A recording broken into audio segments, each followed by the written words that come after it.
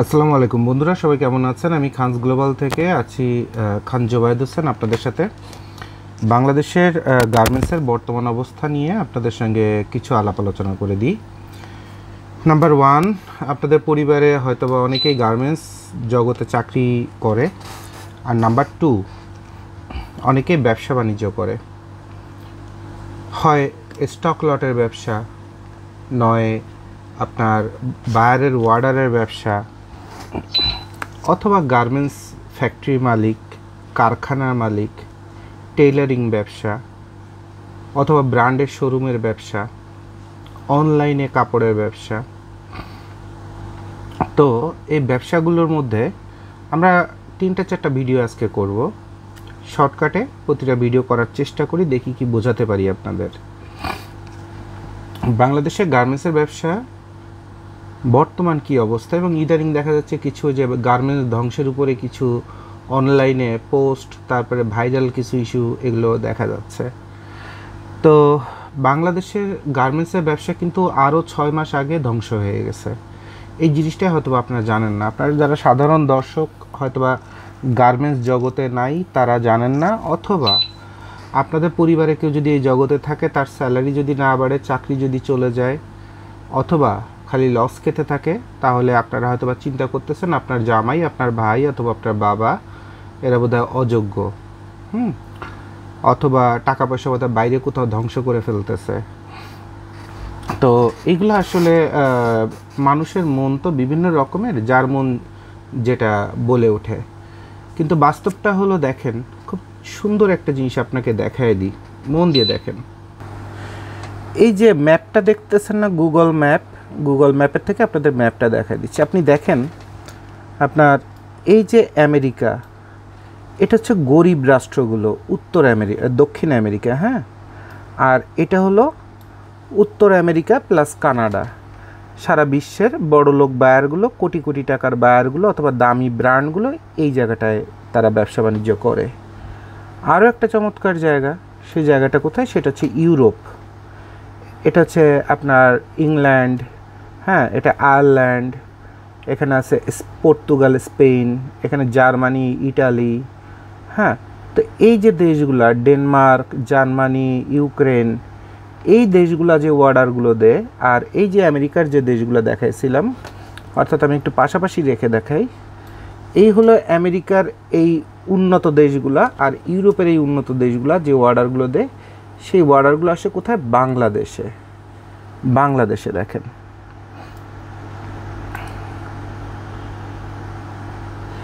এই বাংলাদেশে অর্ডারগুলো আসে, বাংলাদেশে যায়, চায়নার এই অঞ্চলটাতে কিছু যায়, আর হচ্ছে ভিয়েতনাম, কম্বোডিয়াতে যায়। এখন খুব গুরুত্বপূর্ণ বিষয় দেখেন, বাংলাদেশ কাপড় তৈরি করে, বাট কিছু আনকমন কাপড়ের জন্য, আনকমন ফেব্রিক্সের জন্য, বাটনের জন্য, জিপারের জন্য তাকে চায়না থেকে মালটা নিয়ে আসতে হয়, এবং আপনার তাইওয়ান থেকে মালগুলো কিনে নিয়ে এসে বাংলাদেশে আনতে হয়। এখন একটা বায়ার যখন অর্ডার দেন 90 দিনের একটা এলসি অথবা টিটি অথবা হ্যান ত্যান কোনো একটা পেমেন্ট, তো ওই দিনের মধ্যে মালটা চায়না থেকে বানায় বাংলাদেশে নিয়ে আসতে হবে। তো চায়না থেকে বানায় বাংলাদেশে আসা পর্যন্ত তো 45 ডেজ, 45 দিন লেগে যায়। এরপরে দেখা যাবে চিটাগাং পোর্টে আসছে, সেখান থেকে পোর্টের মধ্যে থেকে এই যে চট্টগ্রাম পোর্ট, এই চট্টগ্রাম পোর্টে মালামাল চুরি হয় প্রচুর পরিমাণ, এখানে ডিলে হয়, এখানে জ্যাম হয়, সেই মাল আবার রাস্তাঘাটে বিপদ আপদ পার হয়ে আসবে গার্মেন্টসে।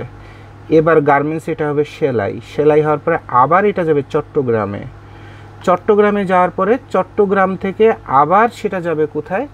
আপনার সিঙ্গাপুরে। এই যে সিঙ্গাপুরে যাবে, এই সিঙ্গাপুরের থেকে ছোট জাহাজে যাবে, যেটাকে ফিডার ভিসেল বলে।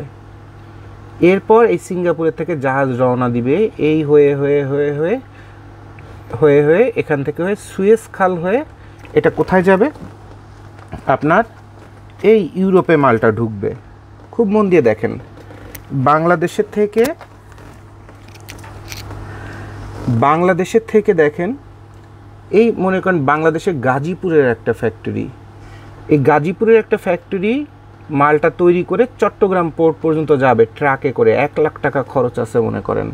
অথবা 30,000 টাকা খরচ আছে, বিভিন্ন রকমের ট্র্যাকিং ব্যবস্থা, বিভিন্ন খরচ আছে। সেই মালটা যাবে আবার কোথায়? এই এত দূরে চলে যাবে, এই সিঙ্গাপুর পর্যন্ত যাবে জাহাজে, ছোট জাহাজে। সেখান থেকে আবার এই জাহাজটা ঘুরে ঘুরে ঘুরে ঘুরে ঘুরে কই যাবে? সে জাহাজটা এখান থেকে সাতটায় তারপরে ইউরোপে মালটা যাবে। আর বর্তমানে সুয়েজ খালটা বন্ধ থাকার কারণে এই জাহাজ এবার কি করবে? এই সিঙ্গাপুরের থেকে ঘুরে ঘুরে ঘুরে ঘুরে এই সাউথ আফ্রিকা ঘুরে, আফ্রিকান কান্ট্রিগুলো ঘুরে, মরক্কো টরক্কো এগুলো ঘুরে তারপরে আপনার ইটালিতে যাবে, তুরস্কে যাবে, ইরাকে যাবে, সিরিয়ায় যাবে, আয়ারল্যান্ডে যাবে, বিভিন্ন দেশে যাবে। হ্যাঁ, তাহলে একটা মাল বানাতে গেলে বায়ার টাকা দিল, 90 দিনের মধ্যে মালটা তৈরি করে ডেলিভারি দিতে হবে। এখন এই মালটা কিন্তু ওই আবার বাংলাদেশে যখন টাকাটা পাঠালো, এখানে ব্যাংকের পিছনে দৌড়াদৌড়ি করতে 7-10 দিন শেষ হয়ে যায়, 7 থেকে 10 দিন লেগে যায়। এই টাকাটা বাংলাদেশ ব্যাংক হয়ে পারমিশন হয়ে ডকুমেন্টেশন করে সিকিউরিটি গ্যারান্টি লেটার দিয়ে সব কিছু কমপ্লিট করে এই টাকাটা উঠাইতেই অথবা এই এলসিটাকে ট্রান্সফার করে ভেঙে ভেঙে এই সাপ্লায়ারদের দিতে আপনার 7 থেকে 10 দিন শেষ হয়ে যায়। এরপর এরা দ্রুত মালটা বানাবে, আবার পাঠাবে, আবার জাহাজে করে 10 দিনে আসবে, সেখান থেকে 2 দিন পরে যে পোর্টে আটকে থাকবে 2 দিন 3 দিন, এরপর সেখান থেকে বের হয়ে 2 দিনে যাবে গাজীপুরের ফ্যাক্টরিতে, মালটা আনলোড হবে, অর্থাৎ ওই ট্রাক থেকে নামানো হবে, এরপর মাল কাটিং হবে, সেলাই হবে, প্রিন্টের কাজ থাকলে প্রিন্ট হবে, ডেকোরেশন সব কিছু হবে। হওয়ার পরে এরপরে যে মালটা বানানোর পরে আবার ওই মালটা ওই ছেড়ে দিতে হবে, এরপর ওই মালটা বায়ার পাবে। তাহলে প্রসেসগুলো কতটা কমপ্লেক্স বিষয়টা দেখছেন? আপনারা যারা চিন্তা করেন গার্মেন্টসের মালিক হলে মালিক খালি প্রাডোতে ঘুরে আর খালি দেশ বিদেশ ঘুরে বেড়ায়, আসলে বাস্তবতা কত টাইট শিডিউল, কত টাইট কাজগুলা, যে আপনার যদি 1 ঘন্টা নষ্ট হয়ে যায় তাহলে আপনাকে একদম লাখ লাখ ডলার, ইভেন এটা যদি 10 কোটি টাকার কাজ হইতো আর যদি একদিন যদি লেট হতো, আর ওই লেট হওয়ার কারণে বায়ার যদি বলতো যে আমি এই মালটা নিব না, তাহলে আরও একটা প্রসেস আছে, সেটা হলো যে আপনি যেটাকে ERC কম্বাইন্ড শিপমেন্ট বলে, অর্থাৎ আপনার এই বাংলাদেশের চট্টগ্রাম পোর্টের থেকে সিঙ্গাপুরে মালটা যেতে লাগে 10 দিন জাহাজে, আর এখান থেকে এই পর্যন্ত ঘুরে যেতে লাগতেছে 45 দিন। তাহলে এই 10 দিন আপনার মাল বানাতে কথার কথা টোটাল সময় আছে 15 দিন, সেখানে লেগে গেল 18 দিন। তাহলে 3 দিন শর্ট আছে না?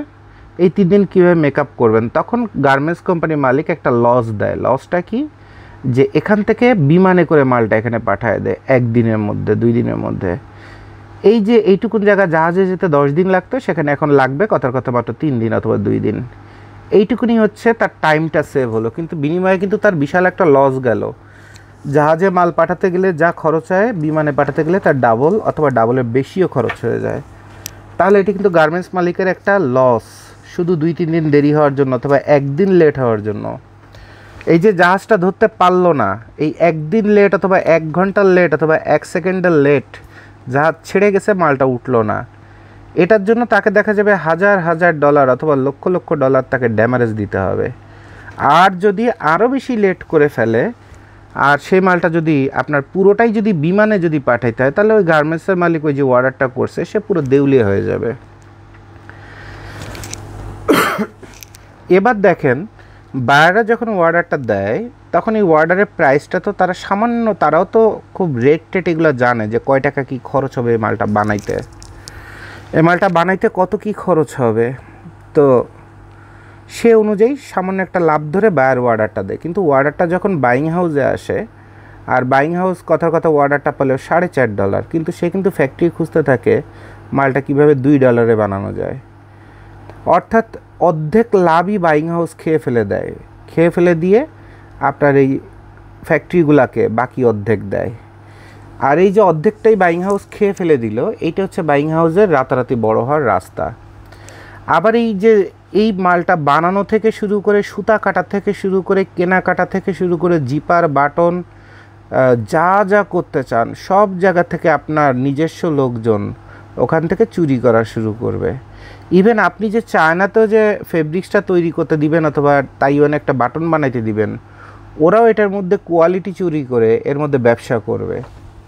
তাহলে অরিজিনালি বায়ার অর্ডার দিল কত? $4.5 করে, আর মালটা যে তৈরি হচ্ছে মালটার কোয়ালিটি, অর্থাৎ তার মধ্যে কয় টাকার ম্যাটেরিয়াল ঢুকতেছে অথবা পরিশ্রম ঢুকতেছে, সেটা হয়তো বা সর্বোচ্চ $1.5, সর্বোচ্চ $1.5। তো $4.5 দিয়ে কাজ করার পরে সেটার মধ্যে যদি $1.5 কোয়ালিটি যদি ঢুকে, তাহলে মালটার কোয়ালিটিটা কতটা ফল করবে, কতটা ফল করবে। তাহলে কোয়ালিটিটা ফল করলো কী কারণে? বাইং হাউস অথবা যারা সাব কন্ট্রাক্ট দেয় বড়ো ফ্যাক্টরি, তারা যেটা খেয়ে ফেলে, এরপর ছোট ফ্যাক্টরির জন্য সেটা মর্মান্তিক একটা অবস্থায় চলে যায়। এরপরে আবার 6 মাস, 1 বছর, 2 বছর আপনাকে বড় ফ্যাক্টরি অথবা বাইং হাউস ভালো ব্যবসা দিচ্ছে, বাকিতে মাল নিচ্ছে, হুটহাট করে 7 দিন মাল দেওয়ার পরে কথা 15 দিন পর টাকা সব দিয়ে দিচ্ছে। এরকম 2 বছর করতে করতে হঠাৎ করে দেখবেন যে এই ফ্যাক্টরি অথবা যারা আপনাকে সাব কন্ট্রাক্ট দিচ্ছে তারা আপনার পেমেন্ট সব আটকায় দিচ্ছে অথবা মেরে খেয়ে ফেলছে। অথবা বাইং হাউসের যে মার্চেন্ডাইজার অথবা অ্যাকাউন্টস অফিসারের কাছে আপনার ফাইল টাইল ছিল, সে চুরি চামারি করে বিল টিল উঠাই নিয়ে চাকরি ছেড়ে কোথাও পলায় চলে গেছে। তাহলে এখানে প্রতিটা পরতে পরতে বাটপারি, চিটারি এবং বিশ্বাসঘাতকতা হচ্ছে এই গার্মেন্টস অথবা যে কোনো ট্রেড। তবে গার্মেন্টস হচ্ছে প্রতিটা জায়গায়, বলে না যে প্রতিটা সুতায় কথা বলে, তো প্রতিটা সুতায় হচ্ছে চুরির জায়গা। যার কারণে যে যত ভালো চোর সে তত টাকার মালিক।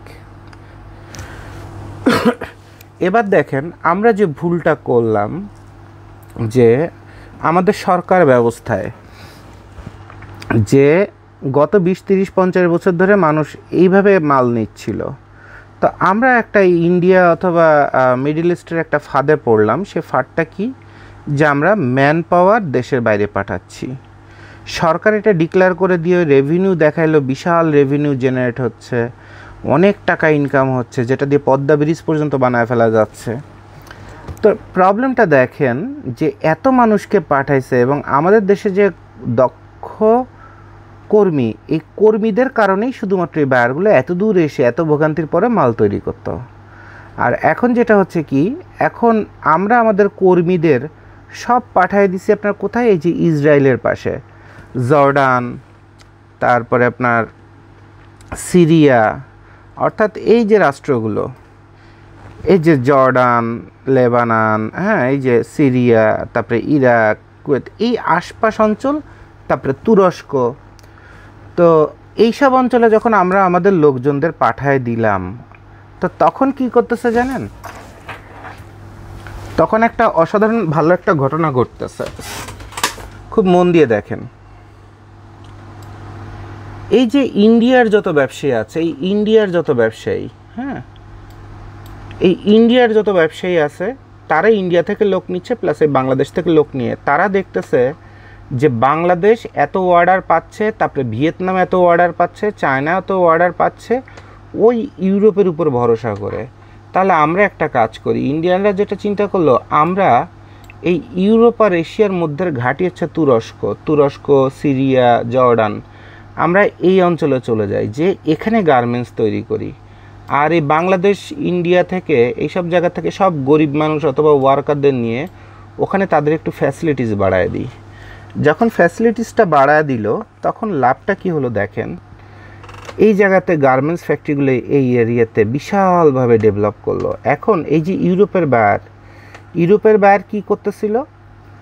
ইউরোপের বায়াররা এই 7 সমুদ্র 13 নদী পাড়ি দিয়ে যে মালটা নিত, ওই নিতে যে মালের ড্যামেজ হতো, ক্ষয়ক্ষতি হতো, কত রকমের কত বিপদ আপদ ছিল, প্লাস প্রতিটা পরতে পরতে চুরি ছিল। এই যে জাহাজে করে যে মালটা ওই দেশে যাবে, কত জায়গায় যে কত রকমের চুরি আর অতিরিক্ত খরচ আর ভোগান্তি আর সময় নষ্ট হতো। এখন এই ইউরোপের বায়াররা দেখতেছে ওই সেম ওয়ার্কার, যে ওয়ার্কারদের হাতের কাজ আমরা পছন্দ করি, সেই ওয়ার্কাররাই এখন আমাদের হাতের কাছে চলে আসছে। অর্থাৎ এই যে হাব যেটাকে বলা হয়, অর্থাৎ সেন্ট্রাল পয়েন্ট এশিয়া আর ইউরোপের এই এলাকাতেই চলে আসছে। তাহলে আমরা এখান থেকে প্লেনে করে 2 ঘন্টার মধ্যে এখানে চলে আসলাম, আমাদের কাজকাম কীভাবে হচ্ছে সেগুলো দেখলাম, আবার সন্ধ্যায় বাসা যে পরিবারের সাথে খাওয়া দাওয়া করতেছি। আর আগে তো আমরা থার্ড পার্টি ইন্সপেকশন কোম্পানি রাখছিলাম, যারা আমার তরফ থেকে, যেহেতু বারবার এত আপ ডাউন করা সম্ভব না, তো আমার তরফ থেকে বাংলাদেশে তারা মালটা ঠিকমতো হচ্ছে কিনা এগুলো দেখাশোনা করতে এবং বড় একটা বিল তাদের দিতে হতো, টাকা দিতে হতো। আর এখন বায়ার তার 1/3 টাকা দিয়ে সে নিজেই এসে মালামালের কোয়ালিটি এখান থেকে দেখবে। আর এই মালটা পরিবহন করতে গেলে খুব সহজে ট্র্যাকিং করে নিতে পারবে। এখান থেকে অল্প একটুখানি জাহাজে, ছোট জাহাজে করে এখানে ইউরোপে মালটা ঢুকে যাবে, এখান থেকে ছোট জাহাজে করে এখানে মালটা চলে যাবে। তাহলে এই যে এত চমৎকার একটা ফ্যাসিলিটিস যে ওখানে তৈরি হলো, এই ফ্যাসিলিটিসটার জন্ম দেওয়ার সুযোগ ইন্ডিয়া পেল কিভাবে? এই সুযোগটা ইন্ডিয়া পেল শুধুমাত্র বাংলাদেশের ওয়ার্কারদের ডাবল স্যালারি দিয়ে যখন ওই দেশে নিয়ে গেছে, তখনই শুধুমাত্র এই সুযোগটা পাইছে।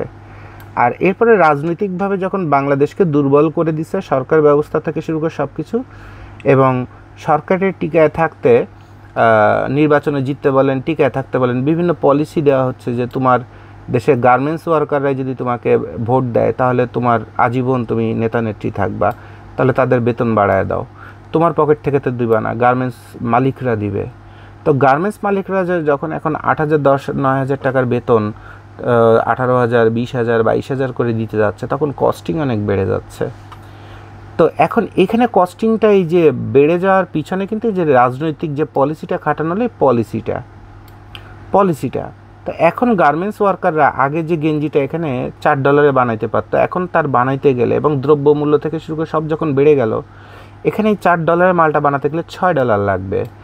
আর এনারা যেহেতু একটু স্যালারি বাড়ায় দিয়ে, ইন্ডিয়ানরা দেখলো যে তারা ইন্ডিয়া এবং তাদের অ্যাডমিনিস্ট্রেশন হচ্ছে শ্রীলঙ্কা, শ্রীলঙ্কার লোকজন রাখা যারা খুব স্ট্রংলি অ্যাডমিনিস্ট্রেশন পরিচালনা করতে পারে। তো এরা দেখলো এই বাংলাদেশে থেকে ডাবল স্যালারি দিয়ে ওয়ার্কার যদি আমি লেবাননে নিই, তাহলে আমার এখানে কথা একটা টি-শার্ট বানাতে গেলে $4 জায়গায় $4.5 লাগছে। এখন বাংলাদেশে তো এখনও $4 লাগতেছে, তাহলে বাংলাদেশকে আবার কিভাবে বসায় দেওয়া যায়?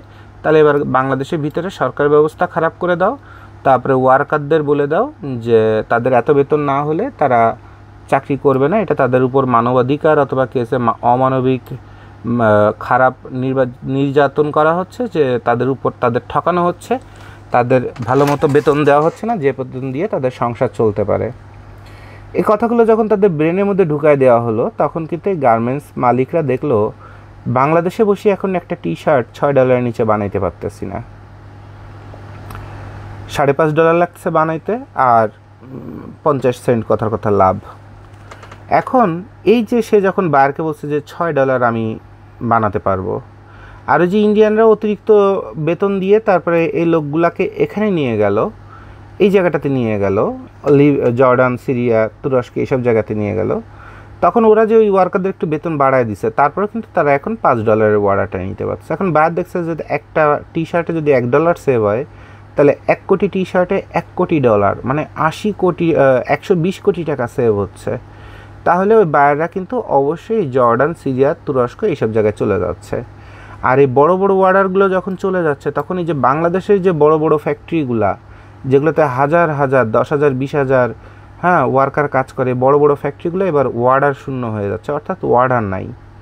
যখন ওয়ার্ডার নাই, কারণ মার্কেট কম্পিটিশনে টিকতে পারতেছে না, ওয়ার্ডার নাই, তখন তো 3 মাস 6 মাস ফ্যাক্টরি বন্ধ হয়ে থাকলে মেশিন নষ্ট হয়ে যাচ্ছে, ওয়ার্কার নষ্ট হয়ে যাচ্ছে, এত টাকা বেতন ভাড়া আসতেছে, ব্যাংকের সুদ আসতেছে, তখন এই গার্মেন্টস মালিকরা পলায়ে দেশ থেকে চলে যাচ্ছে অথবা গার্মেন্টসটা বন্ধ করে দিচ্ছে। তাহলে আমরা এই যে শুধুমাত্র ম্যান পাওয়ারটা আমরা এইখানে পাঠানোতেই আসলে এই ঘটনা অথবা দুর্ঘটনাটা হয়ে গেল। কারণ এই ম্যান পাওয়ারেরই একটা সুনাম ছিল যে বাংলাদেশের ম্যান পাওয়ার অথবা মানব সম্পদ এদের হাতের কাজ যত্ন সহকারে করে এবং ভালো মানের কাজ করে।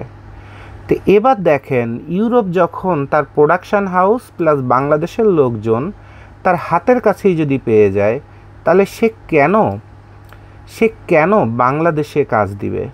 আবার এই বাংলাদেশে যখন একজন ওয়ার্কার কাজ করে, তখন তাকে 12টার সময় পারলে ফোন করে ফ্যাক্টরিতে অথবা অফিসে আনতে হয় যে তুমি কি আজকে অফিসে আসবা। আর যখন ইন্ডিয়ানরা আরেকটু বেশি স্যালারি দিয়ে তাদের এই বিদেশের মাটিতে যখন এখানে আটকায় ফেলছে, তখন এইখানে মনে করেন গলার পরে পাড়ায় ধরেও মনে করেন যে প্রোডাকশান, বাংলাদেশে একটা ওয়ার্কার যদি পার ডে 20টা টি-শার্ট তৈরি করে, ওইখানে মিনিমাম 200 টি-শার্ট প্রোডাকশান বের করতেছে। তো প্রোডাকশান টাইমটাও যখন তারা কমায় ফেলছে, তখন তারা কিন্তু প্রাইসে এই চায়নার সাথেও পর্যন্ত তারা বিট করতেছে। তাহলে ফাইনালি ইন্ডিয়া দেখলো তার মাটিতে সে গার্মেন্টসের ব্যবসা করতে পারছে না, কিন্তু এই এতগুলো দেশকে আপনার কম্পিটিটরকে আপনার ফেলে দিয়ে সে কিন্তু এই এই জর্ডান, সিরিয়া এইসব অঞ্চলে, তারপরে তুরস্ক এইসব অঞ্চলে, যে তারপরে আর্মানিয়া,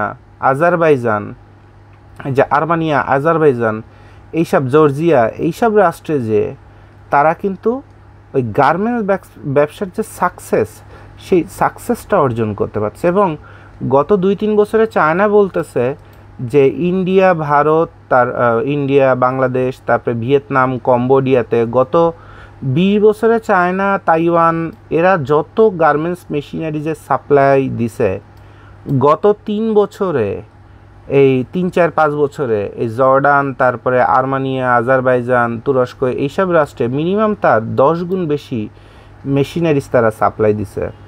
দে are very much happy, China কোম্পানিগুলো অনেক হ্যাপি। তাহলে এবার আপনি আমাকে একটু বলেন, আপনি একজন গার্মেন্টস মার্চেন্ডাইজার হতে পারেন, জিএম হইতে পারেন, একটা গার্মেন্টসের মালিক হইতে পারেন, অথবা প্রোডাকশান চিফ হইতে পারেন, তো আপনার বিশাল 30 বছরের বাংলাদেশে কাজের অভিজ্ঞতা আছে। তো যখন দেখা যায় বাংলাদেশে এই গার্মেন্টস ব্যবসা কবে ঘুরে দাঁড়াবে, কবে আবার সুদিনে আসবে, এই মিটিংগুলোতে দেখা যায় আপনার খুব মানে মাইন্ড অথবা ব্রেন ওয়াশ করা কথাবার্তা বলেন, অথবা বিভিন্ন কথাবার্তা বলে বিশাল জ্ঞানী সাজার চেষ্টা করেন। বাট বাস্তবে বাংলাদেশের গার্মেন্টস শিল্পটাকে আর এখানে ব্যাক করার কোনো সুযোগ আছে কি না? আমার মনে হয় না যে বাংলাদেশের গার্মেন্টস ব্যবসাটা আর দাঁড় হওয়ার সুযোগ আছে। তবে মানুষ কি কাপড় না পরে থাকবে? অবশ্যই পরবে। তাহলে বাংলাদেশে যে গার্মেন্টসটা চলবে সেটার নাম হচ্ছে হোশিয়ারি গার্মেন্টস। হোশিয়ারি গার্মেন্টস অর্থাৎ যে গার্মেন্টসটার কোনো কোয়ালিটি নেই, ওই রিক্সা ভ্যানে যে মালগুলো বিক্রি করে। অর্থাৎ বর্তমানে অলরেডি দেখতেছেন বাংলাদেশে Bashundhara city, Jamuna future park, এগুলো তো বাংলাদেশের গর্ব, তাই না? একদম টপ লেভেলের 2টা শপিং মল। এই 2টা শপিং মলের ব্র্যান্ডের শোরুমে যে কাপড়ের সেলাই যখন দেখছেন, তখন এটা বুঝতে পারছেন যে এটা ভ্যান কোয়ালিটির সেলাই। তাহলে বাংলাদেশের ব্র্যান্ডের শোরুমও কিন্তু ওই লাস্টে ভ্যানের মালই বিক্রি করে তারপরে ব্র্যান্ড হিসেবে দাঁড়ায় থাকবে। কারণ কস্ট যেটা, খরচটা তারা মিট করতে পারবে না। হ্যাঁ, আর এখানে পলিটিক্যাল যে বিষয়গুলো, সে বিষয়গুলো তো বলেই রাখলাম আপনাদের। আর এরপরে একটা রাষ্ট্র অথবা একটা ব্যবস্থা যখন ধ্বংসের মুখে যায়, তখন ওই রাষ্ট্রের মধ্যে আপনার আবার ঘুরে দাঁড়ানোর মতো সৃজনশীল মানুষ খুব কম পাওয়া যায়। বরঞ্চ কোনটা ধ্বংস হয়ে যাচ্ছে সেটাকে লুটে পুটে খাও। যেমন দেখলেন শেখ হাসিনা ধ্বংস হয়েছে, সাথে সাথে গণভবন লুটে পুটে খেয়ে ফেলো। তো গার্মেন্টসগুলো যখন ধ্বংস হবে, তখন ওই গার্মেন্টসের দেয়াল থেকে শুরু করে, মেশিন থেকে শুরু করে, গ্লাস থেকে শুরু করে, টয়লেটের বদনা থেকে শুরু করে কোনো কিছু কিন্তু লুটে পুটে খাওয়ার মানুষের অভাব হবে না। তাহলে আশা করি বাংলাদেশের গার্মেন্টস যে আপনারা চিন্তা করছেন যে আবার ঘুরে দাঁড়াবে, এই আন্দোলন করো, ওইটা করো, হ্যান করো, ত্যান করো, অ্যাকচুয়ালি কোনো কিছুই আপনার ঘুরে দাঁড়াবে না, কোনো সুযোগই নাই, যেটা আমার বিবেচনা শক্তি বলে। তাহলে এরপরে এগুলাতে সবথেকে গুরুত্বপূর্ণ 2টা ব্যবসা বাংলাদেশে জন্ম নিতে যাচ্ছে। একটা হচ্ছে ধর্মের ব্যবসা। এই ধর্মটাকেই, ধর্ম মানে কি বৈশিষ্ট্য, একটা হচ্ছে ধর্ম, নীতি, আদর্শ, সৃষ্টিকর্তার বিষয়, আর একটা হচ্ছে মানবিক বিষয়, ইমোশনাল বিষয়। ওইটা বেচা কেনা আগামী 10 বছরের সবচেয়ে গুরুত্বপূর্ণ ব্যবসা হবে। আর একটা হচ্ছে ধর্ম মানে চরিত্র অথবা বৈশিষ্ট্য বেচার ব্যবসা। তা ওই 2টাকে সামারিতে আমি বলছি ধর্ম বেচার ব্যবসা। তো এই যে এক দলের থেকে আরেক দলে লাভ দেওয়া, এক জায়গা থেকে লাভ দিয়ে আরেক জায়গায় পিছায় হয়ে যাওয়া, ওখানে যে না আমি তো কলা খাইনি, কত কত কাহিনী। তো এইগুলো অ্যাকচুয়ালি হচ্ছে কি, আবার এই অপরাধীদের আমরা আবার বাঁচায় রাখতেছি, আবার তাদের মাথায় নিয়ে নাচতেছি, আবার তাদের ভিন্ন রূপে বেড়ে ওঠার সুযোগ দিচ্ছি। আর এই এত অপরাধী যখন আমাদের রক্তে রক্তে, শরীরে শরীরে, আর এত বেঈমান, যে দেখা যায় আপনার নিজের ঘরের মানুষই ঘরের মধ্যেই চুরি করতেছে, মিথ্যা বলতেছে, অপরাধ করতেছে, অন্যায় করতেছে। তো মিথ্যা বলেন, দুর্নীতি বলেন, সন্ত্রাসী বলেন, অন্যায় বলেন, বেয়াদবি বলেন, এগুলো কিন্তু সব ঘরের থেকেই জন্ম। কারণ কিন্তু দেখেন এই যে অনলাইন জগৎটা যে তৈরি হয়েছে, ফেসবুকে এখন তো ঢুকতে, আগে যেমন মানুষ ঢুকতো দেখি আমার স্কুলে একটা বন্ধুকে পাই কিনা, একটা কলেজের বন্ধুকে এখানে খুঁজে পাই কিনা, যেটার অ্যাকচুয়াল থিমটা ছিল ফেসবুক। আর এখন ফেসবুক বলেন, ইনস্টাগ্রাম বলেন, তারপরে আপনার বিভিন্ন সোশ্যাল মিডিয়া, টিকটক বলেন, এসব জায়গায় কিন্তু মানুষ নষ্টামি করার জন্য ঘুরে বেড়াচ্ছে। আর এই যে ভাইরাল নামে যে একটা শব্দ তৈরি হয়েছে, এই ভাইরাল শব্দের কারণে এই ভাইরাল হওয়ার জন্য, যোগ্যতাহীন ভাইরাল হওয়ার জন্য মানুষ কুরুচিপূর্ণ, তারপরে অশিক্ষণীয়, তারপরে অসামাজিক, তারপরে নষ্টামি, বদমায়েশি, চরিত্র হরণকারী যত রকমের কাজ কাম, এইগুলো অনলাইনে উপস্থাপন করে এখান থেকে ভাইরাল হয়ে কী হচ্ছে, কিছু ধান্দা ফয়দাবাজি লুটতেছে।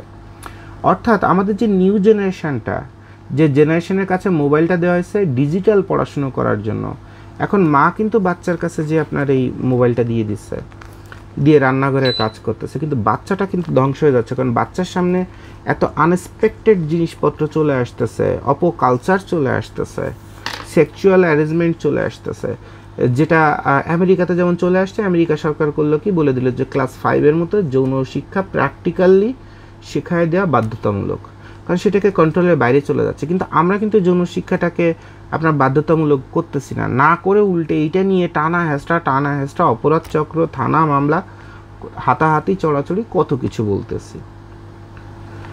তো আমরা আসলে হয় কি, আমরা প্রবলেমের জন্ম কোথা থেকে হচ্ছে সেটা না খুঁজে, প্রবলেম হওয়ার পরে এটা নিয়ে লাফায় পড়া, ঝাঁপায় পড়া, ওকে দোষ দেয়া, ওখান থেকে লুটে খাওয়া, ওখান থেকে ফয়দাবাজি করা, ওখানে নিজে ধোয়া তুলসী পাতার সাথে, এইগুলোর জন্য আমরা খুব যথেষ্ট। কারণ আমাদের দেশে যে বিসিএস পরীক্ষাটা একটা গুরুত্বপূর্ণ পরীক্ষা, তো বিসিএসে দেখা যায় যে কেউ ধর্মের উপর অনার্স মাস্টার্স পড়াশুনো করে সে বিসিএস ক্যাডার হয়ে গেছে, এরপর সে চলে আসছে কিছু ইনকাম ট্যাক্সে, আসার পরে সে চুরি চামারির থেকে শুরু করে কোনো কিছু বাকি দেখে না, কিসের ধর্ম, কিসের বাপ, কিসের মা। আর তাকে যখন বলা হচ্ছে যে আপনি তো এখন তো একজন সচিব হয়েছেন, ওই একটা গেজেট অথবা একটা আইন বানান্ত, কথার কথা সড়ক অধিদপ্তরের একটু আইন বানান্ত, কীভাবে মানুষের মৃত্যু কমবে। তো এখন যে ধর্মের উপর পড়াশুনো করছে, অথবা সংস্কৃতির উপর পড়াশুনো করছে, অথবা কী হয়েছে যে দর্শনের উপরে পড়াশুনো করছে, সে তো আর সড়ক নিরাপত্তা বুঝবে না। তো তার হাত দিয়ে যে আইনটা তৈরি হবে, প্রণয়ন হবে, সেটা কিন্তু আসলে কার্যকর হবে না।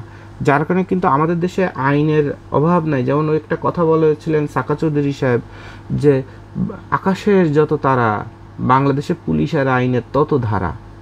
তো ধারার কিন্তু অভাব নাই, কিন্তু সমাধান, শান্তি, স্বস্তি, সম্মান এবং বরকত, এগুলো কিন্তু নাগরিক জীবনে আমরা পাচ্ছি না।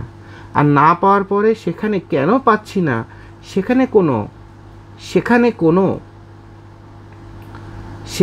কোনো সমাধান অথবা কোনো ডিপার্টমেন্ট জন্ম না নিয়ে যদি কিনা 1 টাকার মাল 2 টাকায় বিক্রি করেন, তখন ভোক্তা অধিকার নামের ডিপার্টমেন্ট তৈরি হয়েছে।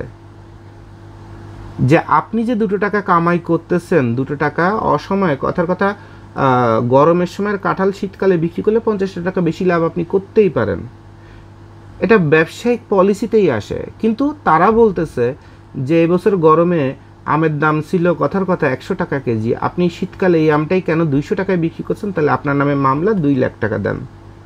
টাকাটা নিয়ে বাসায় চলে যাচ্ছে, মামলা। এখন এই লোকটা যে সে শোধরাইলো না, ভালো হইলো না, কী হইলো, এটা দেখার বিষয় না। এবং এরকম ভোক্তা অধিকার কিন্তু আমরা অন্তত রোজার মাসে সবচেয়ে বেশি দেখি, যে সারা বাংলাদেশে এরকম এই বিভিন্ন রকমের রেড দেওয়ার নামে বেশ কিছু একটা টাকা কামাই করে নিয়ে ঘরে চলে যায়, কিন্তু দেশের কিন্তু কোনো পরিবর্তন আসে না। এবং একটা পরিবর্তন শুধু আমরা দেখি, যে প্রতি বছর তাদের চেহারা একদম আপেলের মতো সুন্দর হয়ে যায় এবং তাদের স্বাস্থ্য ভালো হয়ে যায়। হয়তোবা যদি একদম রুট লেভেলে গবেষণা করা যায়, তাহলে দেখা যাবে তাদের বাপ মা ভাই বোন যেভাবে একদম খয়রাতি বংশ ছিল, তাদের এখন স্ট্যাটাস সব দেশ বিদেশে হয়ে গেছে, অথবা ডুপ্লেক্স বাড়িতে হয়ে গেছে। এটা কিন্তু অ্যাকচুয়ালি ভোক্তা অধিকার। কিন্তু নাগরিকের যে ভোক্তা অধিকার, সেই ভোক্তা অধিকারটা কই, সেই ডিপার্টমেন্টটা কই, যে আমি এই রাষ্ট্রের নাগরিক, আমি না খেয়ে আছি, আমি অসুস্থ হয়ে বিছানায় পড়ে আছি, আমাকে সরকারের তরফ থেকে আমাকে কিছু সহায়তা করা হোক, হয় না। এবং এখন দেখবেন ওই কি কার্ড বানায় দিয়ে, ওই যে কম দামের মধ্যে চাল, ডাল, পেঁয়াজ, রসুন এগুলো দেয়, ওই গাড়িতে করে। তারপরে এলাকায় কিছু আপনার ওই দোকান আছে, এটা কী যেন বলে, রেশন দেওয়া না কী যেন বলে। তো ওখানেও যে দেখবেন লাইন দিয়ে দাঁড়ায় আছে কে, যেমন আমার এই খিলক্ষেতে পানির পাম্পের পাশে এটা একটা আছে। একদিন চা খাওয়ার সময় বললাম যে এখানে এত লোকজন কেন, বলে যে ওই যে রেশন কী যেন দিচ্ছে কার্ডের বিনিময়ে। হ্যাঁ, তা আমি বলছি যে কার্ডের বিনিময়ে যে দাঁড়ানো ওই যে ভদ্রমহিলা, উনি তো এই যে 6 তলা বাড়ির মালিক, উনি এখানে দাঁড়ানো। বলে স্যার এই কার্ড পাই তো সব বড় লোকরা, গরিবরা আর কয়জন পায়? অবস্থাটা বুঝতে পারছেন তো? এত অনিয়মের এই রাষ্ট্রে কয়টা ভালো অফিসার রাখবেন, সেখানেও কি হচ্ছে আপনি শুনবেন যে BBMBA কমপ্লিট করা, ঘুষ ছাড়া খায় না, কাজ একটা দিলে 14 রকমের ভুল করবে, কাজ ফেলায় রেখে বিভিন্ন রকমের লেম এক্সকিউজ, অর্থাৎ উল্টাপাল্টা ইনফরমেশন দিয়ে অফিসের থেকে ইম্পর্টেন্ট সময় ছুটি কাটাবে, ঘুরে বেড়াবে গার্লফ্রেন্ডের সাথে অথবা পরকীয়া করে বেড়াবে অফিস ফাঁকি দিয়ে। আবার বউ জানতেছে যে সে অফিসে প্রচুর কাজ করতেছে। তো একটা কোম্পানি সৎভাবে বাংলাদেশে দাঁড় করায় 2 টাকা ব্যবসা করা বর্তমানে 100% ইম্পসিবল। কারণ এখানে জন্মদাতাও চরিত্রহীন অথবা চোর, আর যে আপনার কবরে যে আপনার লাশটা রাখবে সেও চোর। কারণ লাশটা রেখে পরের দিন অথবা ওই রাতেই দেখা যাবে আপনার আড্ডি মাড্ডি খুলে নিয়ে ওই মেডিকেলে যে বিক্রি করে দিয়ে আসছে 20,000 টাকা সেট, 220 পিস হাড্ডির সেট। ওই লোকটা অ্যাকচুয়ালি হয়তো আপনার কবর দিছিল। তাহলে জন্ম থেকে মৃত্যু যে রাষ্ট্রে সবই হচ্ছে অনিয়ম, করাপশন, অপরাধ, অন্যায়। তো সেখানে আপনি একজন ভালো মনের মানুষ হয়ে একটা সুন্দর একটা ব্যবসা শুরু করতে যাবেন, আপনি তো লাথি চড়ে পড়ে থাকবেন। হয়তো আপনার চেহারা শিয়াল কুত্তা অথবা এই জোবায়েদ ভাইয়ের মতো হয়ে যাবে। যেমন আমি 4টা বছর প্রচুর পরিমাণ পরিশ্রম করলাম, একটা অফিসার রাখলে সেটা চোর, একটা ফ্যাক্টরিতে লোক রাখলে সেটা চোর, এরপরে কেসে একটা ভালো দামি অফিসার রাখলে তার ওই কাজ কাম ফেলার থেকে কেসে পরকীয়া করতে চলে যায়। আমার তো কাছে তো সবই তো রেকর্ড আসছে, সবই তো দেখি। ওই জায়গাতে কমিশন খায়, এই জায়গাতে খায়, মানে সুরিয়ার দায়িত্ব জ্ঞানহীন, কোনো কিছুর অভাব নেই। এরপর একটা বাইরে একটা মাল বানায় দিব, সেও কি হয়েছে আর এক রকমের উন্নত প্রজাতির চোর। ওই 100 টাকার মধ্যে 80 টাকা দিয়ে আর 20 টাকা না দিয়ে তাং পাং করে, অথবা বাবা ঠাকুর ডাইকে শুনে যে জোবায়েদ ভাই একটু কেস আপনার একটু অন্য টাইপের আছে, একদম প্রফেশনাল ব্যবসায়ী না, তা ভাইয়ের সাথে একটু ভালো ব্যবহার করে বাকিতে মালটা নিয়ে একটা কথা চেক দিয়ে গেল অথবা বলে গেল যে ভাই 3 দিনের মধ্যে টাকা ইনশাল্লাহ ঢুকাই দিচ্ছি। ওই 3 দিন আর 3 বছরে পূরণ হয় না। তো ফাইনালি আজকে 4 বছর পরে আল্লাহর ইচ্ছায় আমি যা হয় বলে না যে একটা গাছের পাতা আল্লাহর ইচ্ছে ছাড়া নড়ে না। তো আমরা সারা দুনিয়ার আকাম মাকাম করা পার্টি, হ্যাঁ, এই পার্টি নিয়ে এগোর মধ্যে বেঁচে থাকা, অর্থাৎ এই যত সিটার বাটপা চরিত্রহীন সবার মধ্যে বেঁচে থাকে, উল্টে আল্লাহর পরে দোষ দিচ্ছে। আল্লাহ যা করে ভালোর জন্যই করে, কি ভালো আছে একমাত্র আল্লাহই জানে। আজকে আমি দেউলিয়া, আমার ফ্যাক্টরি মালিক বলে দিছে ফ্যাক্টরি ছেড়ে দেন, 3 মাস ফ্যাক্টরি ভাড়া দিতে পারেন না। হেড অফিস বলে দিছে 5 মাস ভাড়া দিতে পারেন না, 4 মাস দেন, হেড অফিস ছেড়ে দেন। বাসায় যে বাসায় থাকি 15 বছর, মালিক বলে দিচ্ছে যে ডিসেম্বরের মধ্যে বাসা ছেড়ে দিতে হবে। বাচ্চার স্কুলে বেতন দিতে পারি না 6-7 মাস, পারলে বাচ্চাদেরও স্কুল থেকে বের করে দিবে। তো সততা করে এই দেশের মাটিতে পাইলামটা কি? কিছু বেইমানি, কিছু নেমোখারামি। জীবনের অর্ধেক সময়, বয়স হচ্ছে 40-42 বছর, তার 20 বছরের বন্ধু পর্যন্ত গিয়েছে অফিসের থেকে মোবাইল, ল্যাপটপ, বই খাতাপত্র পর্যন্ত চুরি করে নিয়ে চলে যায়। এই দুনিয়া বিশ্বাসটা করবেন কাকে বলেন? কোন কুত্তার বাচ্চারা বিশ্বাস করবেন এই দুনিয়ায়? সব নেমোখারামের বাচ্চা দিয়ে এই বাংলাদেশ, ইন্ডিয়া, পাকিস্তান এগুলো গঠিত। তো এইখানে সততার সাথে ব্যবসা করার কোনো সুযোগ নেই। হয়তোবা আমাকে এই 4 বছরে আপনারা যেভাবে চিনছেন, এখন এই সততা যদি মনে করেন যে আমাকে সম্মানহানি করে পাওনাদার বলেন, দেনা বলেন, এগুলোর আড়ালে এমন করে ফেলে, হয়তোবা আমাকে সুইসাইড করে মরে যেতে হবে। আর সেটা যদি সমাধান না হয়, তাহলে হয়তোবা যদি ব্রেনের মধ্যে আমার মানুষ কীভাবে চেঞ্জ হয়, যদি ব্রেনের মধ্যে মনে হয় যে না সততা করে কিছু পেলাম না, এবার অসৎ হই, তো যত ব্রেন খাটায় সৎ থাকছি, ঠিক তত ব্রেন খাটায় অসৎ হয়ে গেলে তখন কি হলো? তখন দেশেরই ক্ষতি হলো। হয়তো আমার শেষ জীবনটাও তখন খারাপ হয়ে যাবে।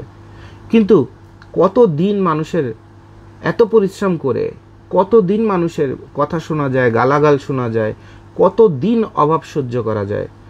আমি যেভাবে কুত্তার মতো পরিশ্রম করি, জীবনে কোনো দিন কোনো গার্মেন্টস মালিক তো দূরের কথা, একটা মুদির দোকানে এই পরিশ্রমটা করে না।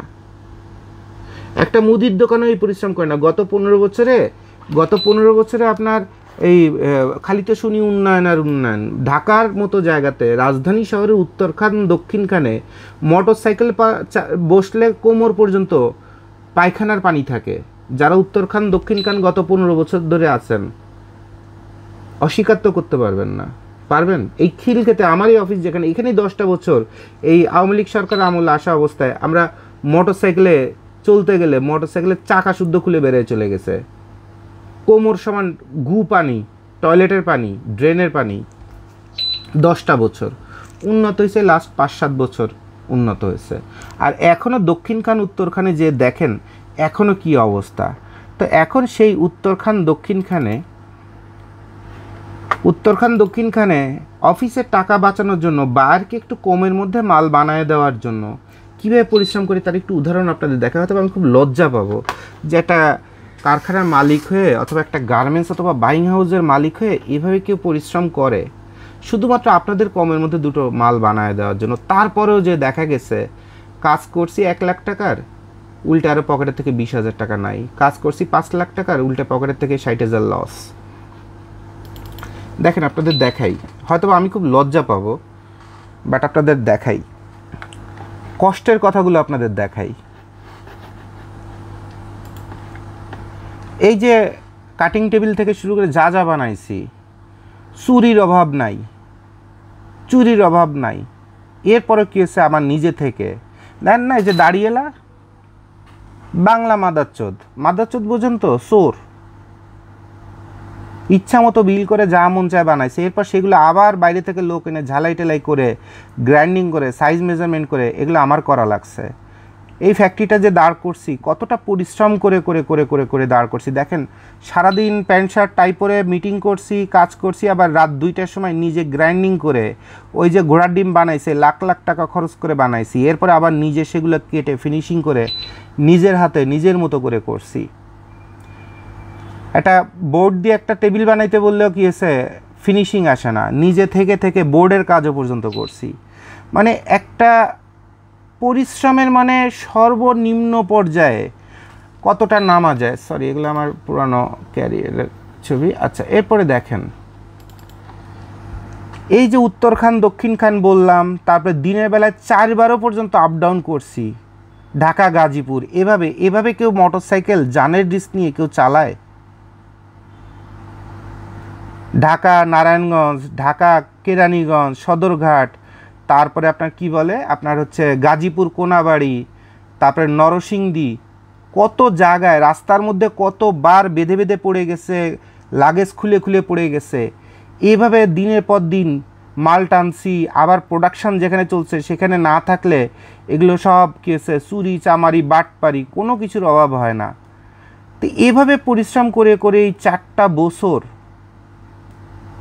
হয়তো আপনাদের কমপ্লেইন থাকে যে জুবায়েদ ভাই আপনাকে ফোনে পাওয়া যায় না। বাস্তবে ফোনে কেন জুবায়েদ ভাইকে পাওয়া যায় না? জুবায়েদ ভাই যে কুত্তার থেকেও বেশি পরিশ্রম করে করে আপনাদের খালি ব্যবসা দাঁড় করানোর চেষ্টা করছে, যে দেখি বায়ারকে কমের মধ্যে কিছু মাল বানায় দিলে সে ভালো কিছু করতে পারে কিনা।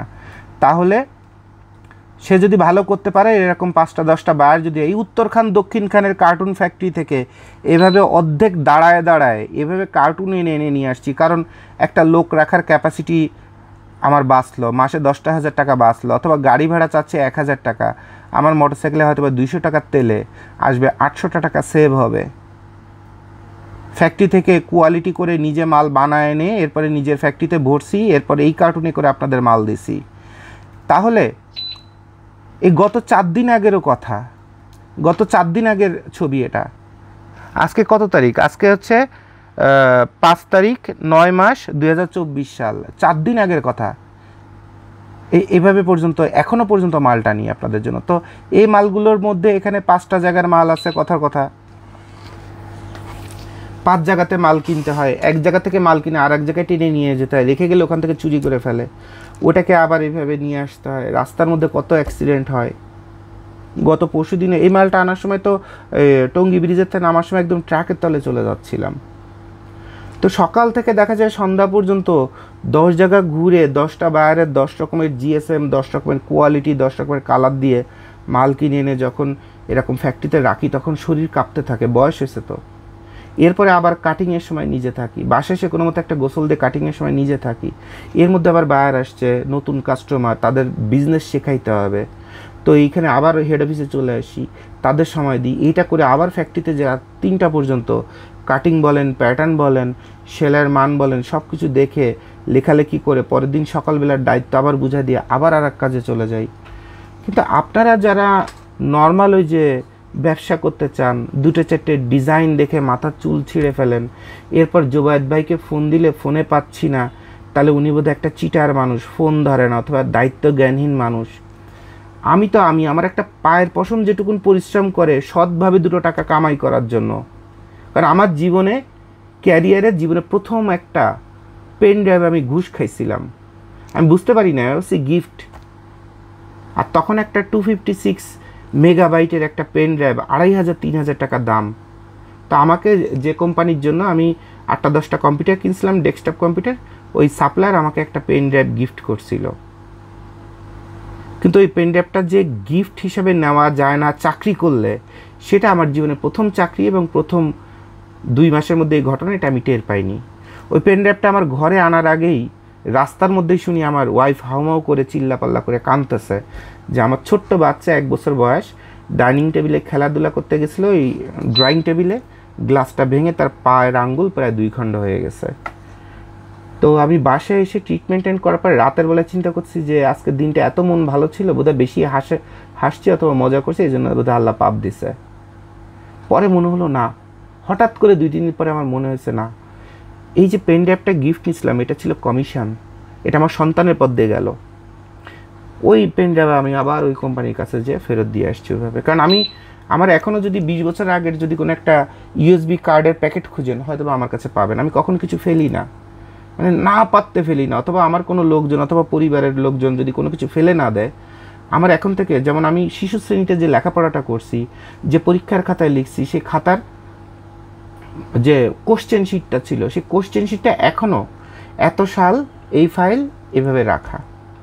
এবং ওই শিশু শ্রেণীতে আমি কতগুলো পেন্সিল দিয়ে লিখছিলাম তার শেষ মাথাগুলো ওখানে ওই ফাইলগুলো করে করে আমার মা জমায় রাখছে। আমার বোন যে মাস্টার ডিগ্রি পরীক্ষা দিছে, কয়টা কলম দিয়ে দিছে, সে কলমগুলো প্লাস তার যতগুলো ফর্ম, অফিসিয়াল কাগজপত্র যা, সেটা পর্যন্ত তার এরকম ফাইল করে রাখা আছে। আমার মা ছোটোবেলা থেকে এই কাজগুলো করতো এবং শেখাতো। তা আমি অনেক কিছু ফেলি না।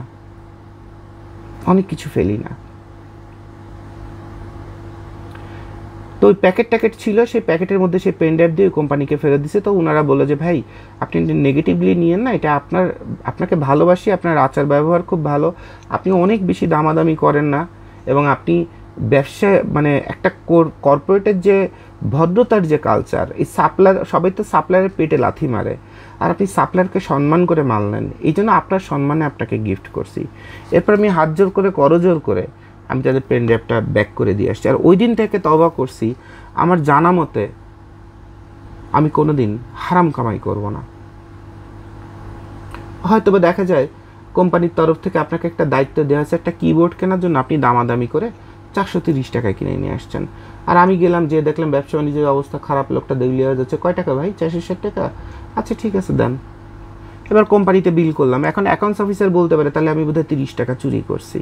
বেসিক্যালি আমি এই টাইপের মানুষ না, আমি মন খুলে সবার জন্য খরচ করি। আমার এখানে যারা চাকরি করছে অনেক অপরাধ করে বের করে হয়ে গেছে, কিন্তু বাইরে যেও বলতে হবে যে ভাইয়ের যদি অভাব যদি কখনো না থাকছে, তো ভাই 2 হাত ভরে আমাকে ভালোবাসছে, ভাইয়ের কাছে কোনো দিন কিছু চাওয়া লাগে নাই, বরঞ্চ ভাই উল্টা চড়ায় থাপড়ায় অথবা পিঠে কিল মেরে অথবা কপালে একটা চুমু দিয়ে তারপরে আমার দিয়ে দিছে যে ভাই আমার লাগবে না, তুমি নাও, তুমি ভালো থাকো।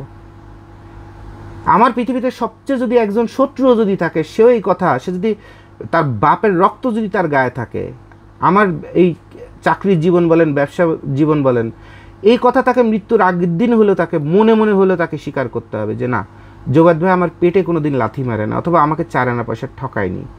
কিন্তু যখন দিতে না পারি তখন দেখা যায় পারলে ওই কাজের বুয়া অথবা ওয়ার্কার অথবা হেল্পারও কি এসে স্যান্ডেল দিয়ে পিটাইতে চায় আমারে, কি আর করার, এইটা ভাগ্য। তো দেখেন এখন এই কথাগুলো আমরা যখন বলি মানুষকে, তখন অনেকে চিন্তা করে বোকা।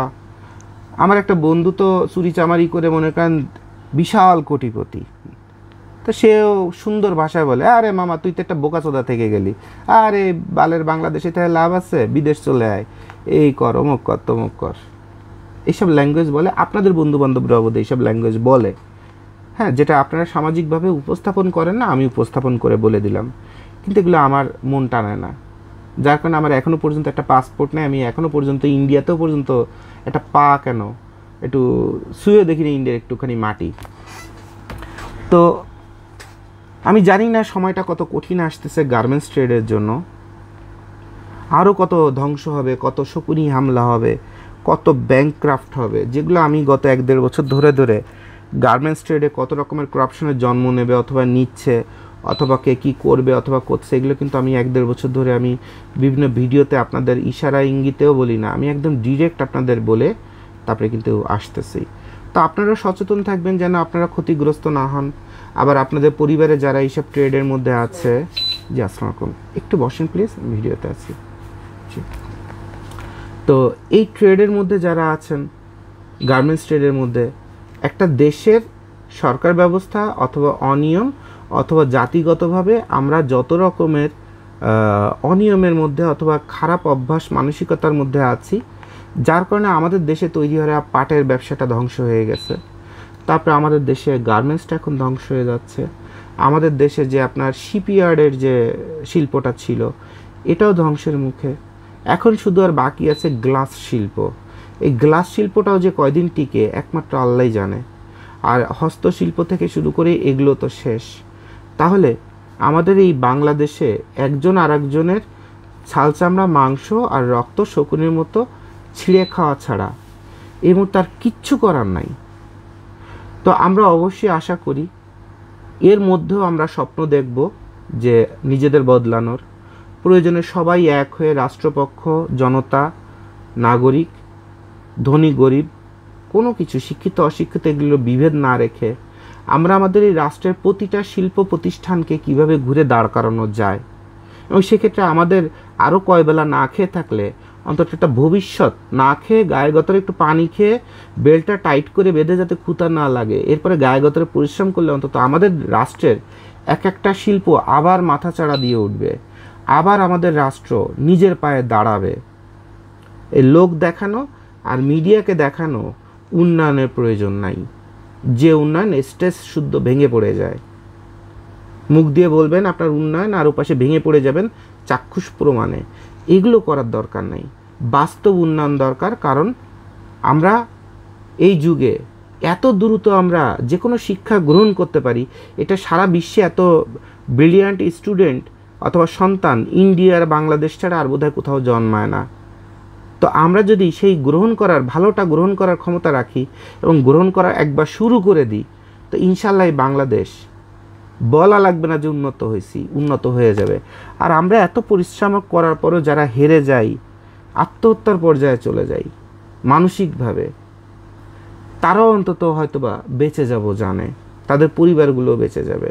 আর আমরা যে নিজের কথা চিন্তা না করে এত মানুষের কর্মসংস্থানের কথা চিন্তা করি, আপনারা যারা ভিডিও দেখছেন অনেকে নিজের পরিবার চালাতেই হিমশিম খাচ্ছেন, সেকেন্ডে সেকেন্ডে মাথা খারাপ হয়ে যাচ্ছে, সেকেন্ডে সেকেন্ডে একটার পর একটা সিগারেট ধরাচ্ছেন, সেকেন্ডে সেকেন্ডে পরিবারের মানুষের সাথে তুইতামারি বকাবাজি করতেছেন, কারণ ব্রেনে আর লোড নিতে পারতেছেন না। হয়তোবা বাসা ভাড়া দেওয়া লাগে না, আপনার বউ ছেলেমেয়ের খরচ আপনার বাপই এখনও চালায়, তারপরেও আপনি সহ্য করতে পারছেন না। তাহলে আমরা যারা উদ্যোক্তা, আমরা যারা এতগুলো মানুষের পরিবারের, খালি তো তাদের বেতন দিলে হয় না, তাদের ভালো মন্দ অনেক কিছু মানবিকভাবে আমাদের দেখতে হয়। তাহলে আমরা তো আপনার বয়সী একটা মানুষ, আপনার মতোই জ্ঞানী একজন বাঙালি। শুধু আমাদের ইচ্ছা শক্তিটা কি যে আমরা উদ্যোক্তা হব, আপনি নিজে একার মতো করে ভালো আছেন আর আমরা একটা রিস্ক নিই যে দেখি 10 জনকে নিয়ে ভালো থাকা যায় কিনা। আপনার আমার পার্থক্য এইটুকুন, আর কোনো পার্থক্য নাই। ওই যে কাগজে লেখা যে ম্যানেজিং ডিরেক্টর, এইগুলো জুতা মুছতে কোনো কাজে লাগে না। একটাই পরিচয়, সেটা হচ্ছে আপনি আপনার একাকে কন্ট্রোল করার চিন্তা করেন, আর আমরা চিন্তা করি 10 জনকে নিয়ে মিলেমিশে ভালো থাকব। এই জন্য আমরা ব্যবসায়ী হই।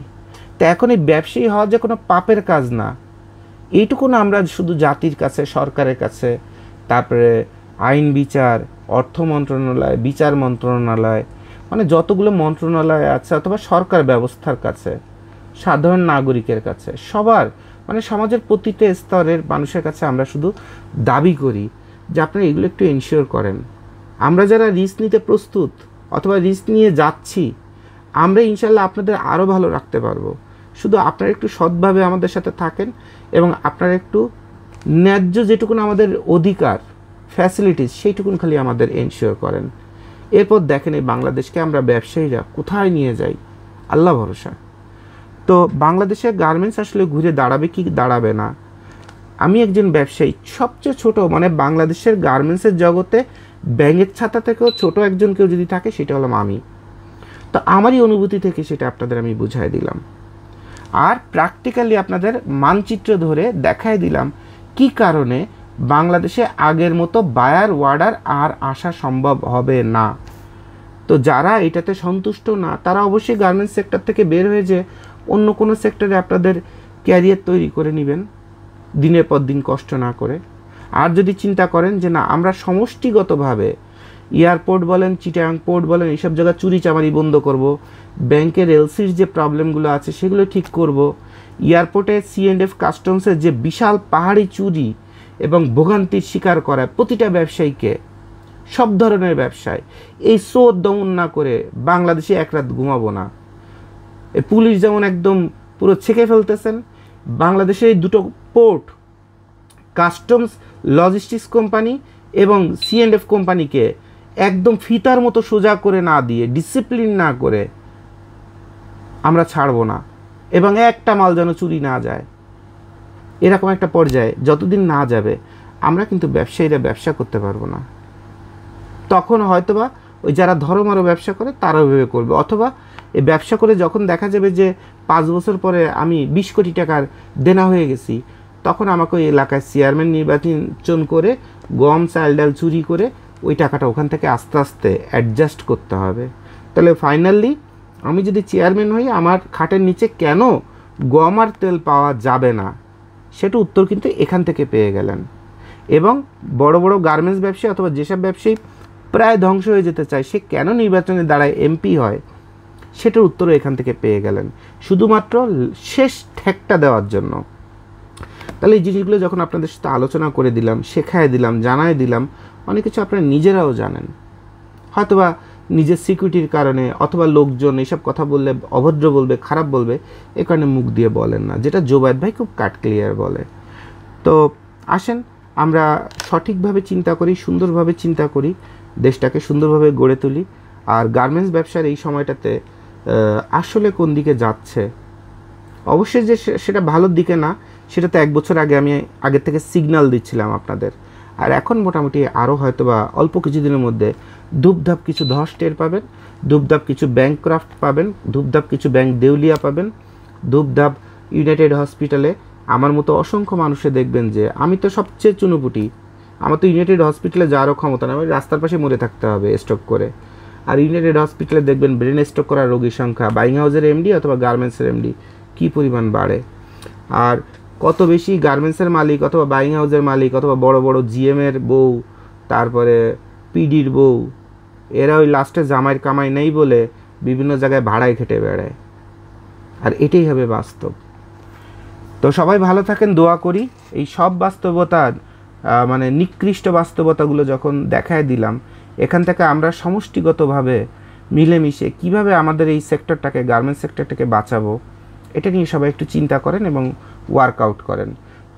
যুক্তিসঙ্গত কথা ছাড়া অপরিজনীয় জ্ঞানী ব্যক্তি অথবা চাটুকার হয়ে কাজ করবেন না। এইটুকুনি শুধুমাত্র হাত জোড় করে মাথা নিচু করে আপনাদের পায়ের কাছে বসে আমার একটাই রিকোয়েস্ট, যেটার মধ্যে যুক্তি নাই, যেটার মধ্যে সঠিক ভবিষ্যৎ দিক নির্দেশনা নাই, সেরকম কথা বলে তোষামদিও করবেন না এবং ওই ভাইরালও হওয়ার চেষ্টা করবেন না। ঠিক আছে? সবার জন্য শুভকামনা। আসসালামু আলাইকুম।